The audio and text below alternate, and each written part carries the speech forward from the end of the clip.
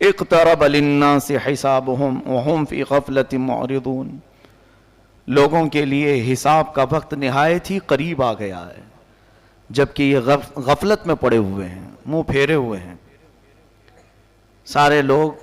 بلکہ اللہ کے نبی صلی اللہ علیہ وسلم اپنے زمانے اقدس میں یوں ارشاد فرمایا کرتے کہ میں اور قیامت اس طرح سے ہیں، یعنی اتنا قریب ہیں جیسے انگلیاں۔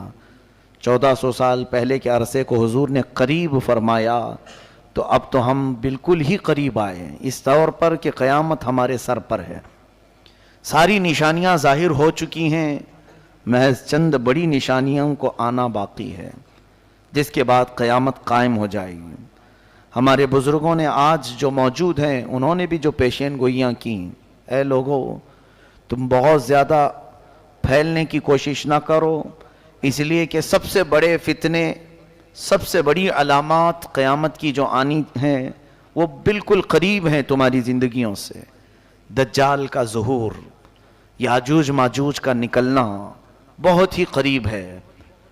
اللہ تعالیٰ قرآن میں آج کی اس پارے میں ہم نے یہ بھی پڑھا، حتیٰ اذا فتحت یاجوج و ماجوج، یاجوج ماجوج کو کھول دیا جائے گا۔ یہ کوئی دو آدمی نہیں ہے، ایک بہت بڑی فوج ہے، بہت بڑی فوج، اتنی کہ انسانوں سے بھی زیادہ ہیں۔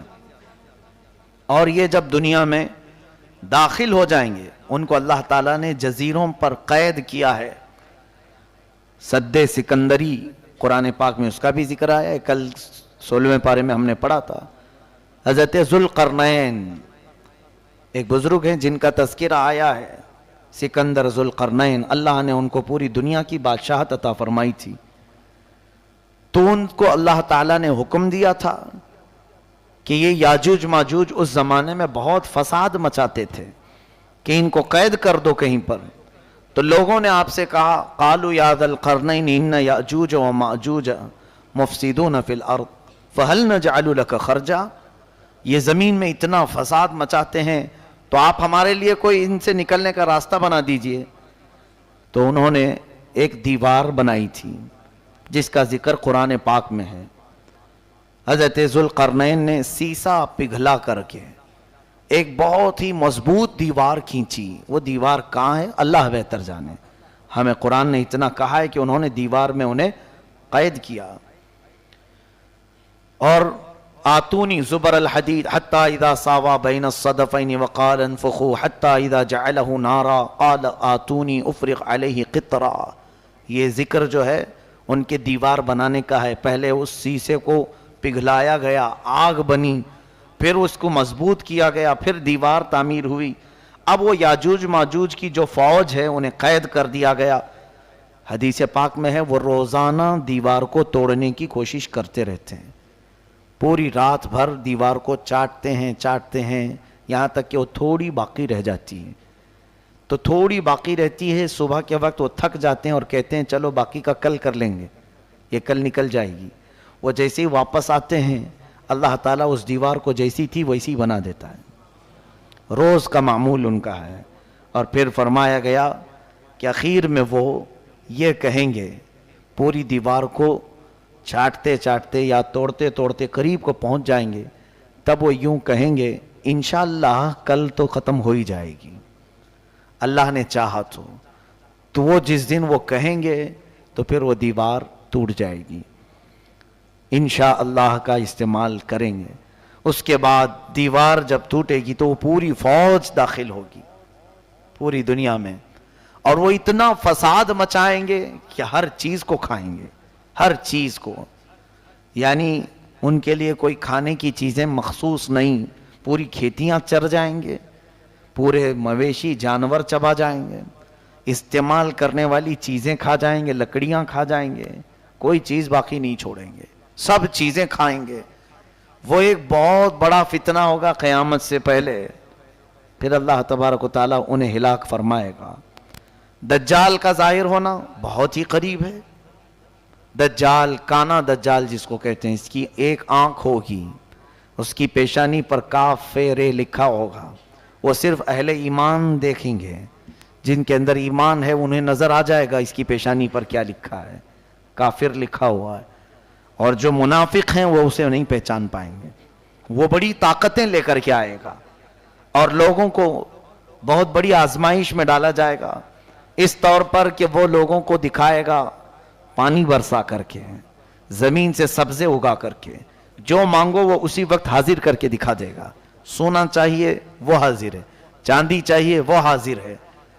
تو لوگوں سے وہ کہے گا کہ میں تمہارا خدا ہوں جس کی تم عبادت کرتے تھے، میں اتر پڑا ہوں۔ تو جو اسے مان لے گا تو وہ کافر و مرتد ہو جائے گا، اور جو نہیں مانے گا اسے وہ سخت سزائیں دے گا، یہاں تک کہ تیل کو گرمائے گا اور مومنوں کو اس میں ڈالے گا کھولتے ہوئے تیل میں، یا پھر کوئی مومن اس کو نہ مانے تو اس کی دونوں ٹانگ پکڑ کر چیر دے گا، ہلاک کرے گا۔ اس طرح سے سخت اذیتیں دے گا ایمان والوں کو، لیکن اللہ جس کے ایمان کی حفاظت کرے وہ دجال کے فتنوں سے محفوظ رہے گا۔ حضور اکرم صلی اللہ علیہ وسلم دعا کیا کرتے تھے، نعوذ بک من فتنة المسیح الدجال، اے مولا ہم تیری پناہ مانگتے ہیں مسیح الدجال سے، یہ کانا جو دجال آئے گا۔ تو اے لوگوں آپ بھی دعا میں مشغول رہیں، اس لیے کہ وہ زمانہ نہایت قریب۔ مجھے تو نظر آتا ہے کہ جو جو علامتیں دجال کے ظاہر ہونے کی بتائی گئی تھیں وہ سب آ گئی دنیا میں۔ جھوٹ کو سچ کر کے دکھانا عام ہو جائے گا، ہر جھوٹی چیز۔ یہ دجال کی ذریت، یہ پوری میڈیا جو آج دنیا میں ہے، یہ دجال کے آنے کی راہ ہموار کر رہے ہیں۔ اور دجال کیا ہوگا؟ یہودی اس کو مسیحا سمجھتے ہیں، یہودی اس کو اپنا مسیحا مانتے ہیں کہ وہ ہم سب کو پوری دنیا میں عزت دینے والا آئے گا۔ تو دجال کے آنے کے لیے یہودی پوری فیلڈ ہموار کر رہے ہیں، جگہ جگہ جو تمام چیزوں کا قبضہ، پورے سونے پر ان کا قبضہ ہے آج، جیولری، گولڈ، اتنے تعداد میں یہ جمع کرتے جا رہے ہیں، کیونکہ یہ دجال کے کام آنے کے لیے۔ اور دجال ان کے لیے مسیحا ہے، بظاہر مسیحا۔ وہ یوں سمجھتے ہیں کہ ہمیں جنت دلانے والا آنے والا ہے۔ دیکھا نہیں آپ نے، یہودی اکثر چیزوں میں، اپنے برانڈ میں یا اپنے لوگوں میں ایک آنکھ کا استعمال کرتے ہیں۔ وہ ایک آنکھ کا استعمال دجال کی علامات ہیں۔ وہ دجال کی پوجا بھی کرتے ہیں، عبادت بھی کرتے ہیں، اور اس کے آنے کی دعائیں کر رہے ہیں آج پوری دنیا میں۔ سال میں پورا اجتماع ہوتا ہے یہودیوں کا، اور وہ بار بار دعا کرتے ہیں کہ وہ جلدی سے آ جائے۔ تو یہ یہودی پوری اس کی فوج تیار ہے آج، سارا یعنی فیلڈ تیار کر دی گئی۔ یہ بھی حدیث پاک میں آیا ہے، دجال کے آنے سے پہلے پہلے یہودی اور عیسائی تمام ملکوں کو فتح کرتے کرتے حرم پاک تک پہنچ جائیں گے۔ حرمین طیبین چھوڑ کر، مکہ مکرمہ اور مدینہ طیبہ چھوڑ کر تقریباً پوری دنیا پر یہ قبضہ کر لیں گے۔ یہ حدیث پاک میں یہ ہو کے رہے گا، اور یہ پہنچ گئے، آج عرب میں بھی پہنچ گئے۔ آج عرب کے تمام ایئرپورٹ، سعودی عرب، اصل میں اس کو سعودی کہنا مناسب نہیں سمجھتا، وہ عرب شریف تھا، ان ظالموں نے اس کو سعودی بنایا ہے، پہلے نہیں تھا یہ سعودی۔ اس کو انہوں نے اپنے خاندانی نام سے ملک کو تجویز کیا ہے۔ وہ عرب ہے، حجاز ہے حضور کے زمانے کا۔ وہاں اب تقریباً سیکورٹی کے تمام معاملات بادشاہوں نے اب اسرائیل کو دے دیا ہے، یہودیوں کو دے دیا ہے۔ حتیٰ کہ ابھی نئی خبر یہ بھی ملنے کو آ رہی ہے کہ حج اور عمرے کے تمام انتظامات اسرائیلی کمپنی کو دیے جانے والے ہیں، یعنی وہ بہتر سے بہتر سیکورٹی فراہم کریں گے۔ کتنے سالوں سے، کئی 100 سالوں سے اسرائیل کا اور عرب کا کوئی تعلق نہیں تھا، سفارتی تعلق نہیں تھا۔ ابھی جا کر کے یہ تعلق بھی قائم ہونا شروع ہوا کہ براہ راست سعودی عرب سے پروازیں، طیارے، پلین اسرائیل جا سکتے ہیں، آ سکتے ہیں۔ یہ ساری چیزیں ہموار ہو گئیں، ان کی تمام دوستی کھل کر کے آ گئی اب، یعنی یہ یہود کو عرب میں داخل کرنے کے تمام راستے پیدا کر چکے ہیں۔ کیا یہ علامات نہیں؟ حضور صلی اللہ علیہ وسلم کی حدیثیں پڑھو، دجال کے آنے کی اور کیا علامات ہیں؟ فرمایا عرب جب کثرت سے گناہ میں مبتلا ہو جائیں گے، کثرت الخبث، یعنی خباثت عام ہو جائے گی۔ اسی کی تو ایک کڑی ہے کہ اب عرب میں بیچ بننے جا رہے ہیں، سینما تھیٹر کھلنے جا رہے ہیں، جوئے کے اڈے اوپن ہو رہے ہیں. یہ میرے آقا نے فرما دیا تھا عرب جو ہے خباثت میں مشغول ہو جائیں گے، علل اعلان برائیوں. پہلے سے تو تھی ان کے اندر لیکن اب کھل کر کے. یہ دجال کے آنے کی بڑی بڑی علامتیں ہیں.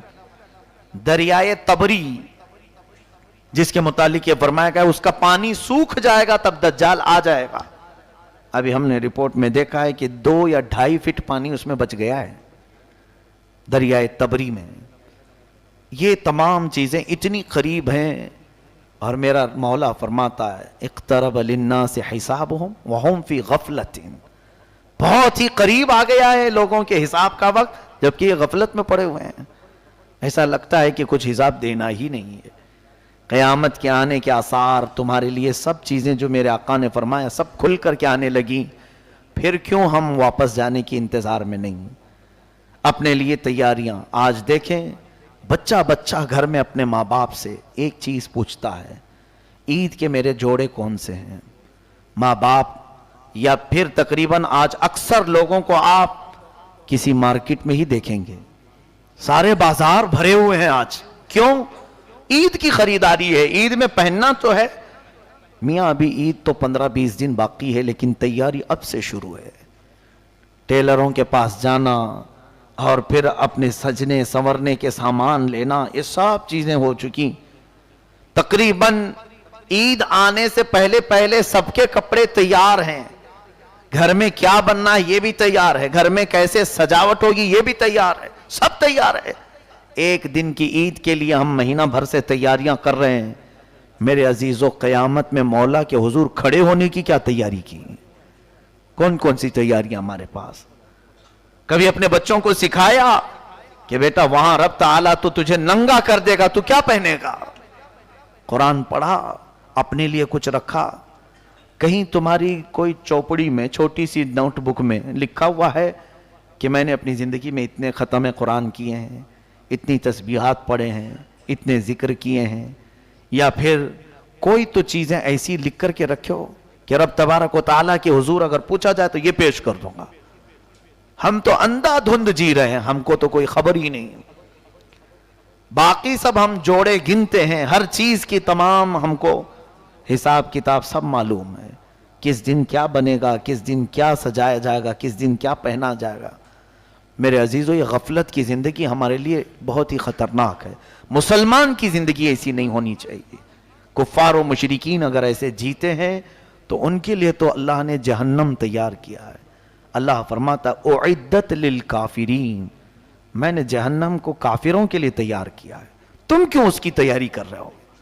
فاتقوا النار التي وقودها الناس والحجارة اعدت للکافرین، اس جہنم کی آگ سے ڈرو جس کا ایندھن میں نے انسانوں کو اور پتھروں کو بنایا. لیکن وہ جہنم کس کے لیے ہے؟ اے لوگو، کافروں کے لیے. تم خوش نصیب ہو، اللہ نے تمہارے لیے کہیں پر بھی قرآن میں ایک جگہ بھی نہیں فرمایا کہ جہنم ہے، بلکہ سب جگہ تمہارے لیے فرمایا ان الذین آمنوا وعملوا الصالحات کانت لہم جنات الفردوس نزلا. جو ایمان لائے ہیں، عمل صالح کیے ہیں، اے لوگو ان کی مہمان نوازی کے لیے تو میں نے جنت الفردوس بنایا ہے. ایک جگہ نہیں، ہر پارے میں تمہیں ملے گا جنات تجری من تحتها الانہار خالدین فیہا. ایسی تمہارے لیے جنتیں میں نے بنائی ہیں، باغیچے ہیں جس میں نہریں بہ رہی ہیں، جو جائے گا اس میں ہمیشہ رہے گا. لیکن بندہ ہے کہ وہ مولا کی سجائی ہوئی جنت کو لینے کی تیاری کرنا نہیں چاہتا. کافروں کے کام اچھے لگتے ہیں، یہود و نصارہ کے عمل پسند ہیں. ہماری پوری قوم کو ان کی ایکٹیویٹیز میں دلچسپی ہے، ان کے کیریکٹر کو دل سے لگانے کو پسند کرتے ہیں. باقی رہی بات مصطفیٰ کریم صلی اللہ علیہ وسلم نے جو اخلاق کریمانہ دیے تھے، اور اسی لیے سچ فرمایا تھا میرے آقا نے، دنیا میں ایسے جیو جیسے مسافر رہتا ہے، بہت جلدی تم چلے جاؤ گے یہاں سے، اور ہمیشہ کی زندگی کو کیوں یہ چھوٹی سی زندگی پر قربان کرتے ہو؟ یہاں جتنا بھی عیش کرو گے عارضی ہوگا، ٹیمپرری ہوگا. ارے دیکھتے نہیں یہاں کپڑے بھی پرانے ہوتے ہیں، دیکھتے نہیں یہاں پر چیزیں بھی پرانی ہو جاتی ہیں، بہت جلدی پرانی ہوتی ہیں. اور تم دیکھتے دیکھتے ابھی تمہاری جو جوانی ہے وہ جھریوں میں بدل جائے گی، ابھی چہرے پر رنکلز آنے شروع ہو جائیں گے. دانت جھڑنے شروع ہوں گے، بال سفید ہونے لگیں، کمر جھکنے لگے گی. دنیا کا تو قرار ہے ہی نہیں کسی چیز پر. بہت تیزی سے تمہارے اندر تبدیلی لا رہی ہے. کیا اپنے پچھلے حالات دیکھتے نہیں؟ ذرا شیشے میں جا کر دیکھ لینا، چند دن پہلے یا چند سال پہلے تمہارا چہرہ کیسا تھا، آج کیسا ہے. بدل رہا ہے کہ نہیں بدل رہا؟ بوڑھے لوگ اپنے چہرے دیکھیں، کیا ان کے بال کبھی کالے نہیں تھے؟ کیا ان کے چہرے جگمگاتے نہیں تھے حسن سے؟ بہت جلدی تمہارے چہروں پر بھی جھریاں آ گئیں، بدل گئے. تو کیوں یہ نہیں سمجھتے کہ یہاں کی کوئی چیز میں قرار ہے ہی نہیں، پائیداری ہے ہی نہیں. بہت تیزی سے دنیا ہماری ساری چیزیں بدل دیتی. لیکن مولا فرماتا ہے جس کو میں نے جنتی لباس پہنایا وہ کبھی پرانا نہیں ہوگا. جنتی جو بھی اندر جائے گا وہ کبھی بوڑھا نہیں ہوگا. جو جوان ہے جوان ہی ہمیشہ کے لیے. وہ پائیداری ہے، اس کے اندر استقرار ہے، قرار ہے. ان تمام چیزوں کو چھوڑ کر بندہ اپنی غفلت میں جی رہا ہے. اسے مختصر سا عیش چاہیے. خیر، اللہ ہمیں دنیا کی مکاریوں اور عیاریوں سے بچائے. بس دنیا سے اتنا لے لو جتنا جینے کے کام آ جائے، اتنا حاصل کر لو جتنا یہاں سے زندگی گزر جائے. لوگوں کے سامنے ہاتھ پھیلانا نہ پڑے، اللہ اپنا محتاج بنائے رکھے، بس اتنی زندگی گزار لو. باقی رہی بات بہت زیادہ پھیلنے کی تو جنت میں پھیلا لو، وہاں زیادہ سے زیادہ پھیلا لو جتنا ہو سکتا ہے. تم کثرت سے دعا کرو. حدیث پاک میں ہے تمہیں ملے نہ ملے دنیا میں دعائیں، قیامت کے دن پہاڑوں کے برابر نیکیاں اسے دی جائیں گی. پوچھے گا بندہ یہ کہاں سے مولا، میں تو اتنی نیکیاں کیا نہیں تھا. رب تعالیٰ فرمائے گا اے بندے تو دنیا میں روز مجھ سے مانگتا تھا، میں نے تجھے دیا نہیں، وہ سب یہاں کے لیے جمع کر رکھا تھا. بندہ کہتا ہے کاش میری دنیا میں تو کوئی دعا قبول نہیں کرتا، کوئی نہیں قبول کرتا، سب یہاں کے لیے رکھتا. تو آج تو میں فخر سے جنت میں سب کو بتاتا کہ میں سب سے زیادہ نیکیاں جمع کیا ہوں.